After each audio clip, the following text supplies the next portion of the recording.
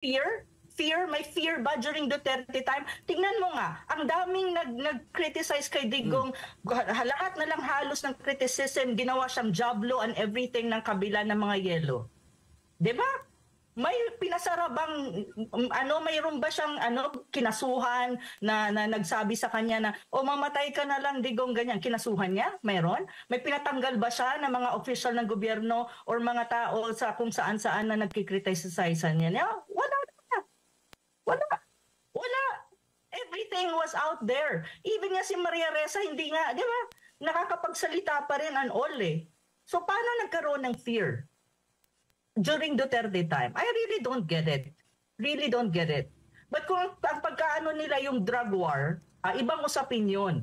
Kasi ang mga drug lords, mahirap na kalaban yun. Maraming armas yun. So you really have to use force to fight drug war eh. So stupid naman kung hindi niyo yan maintindihan kung ano yung drug war, no?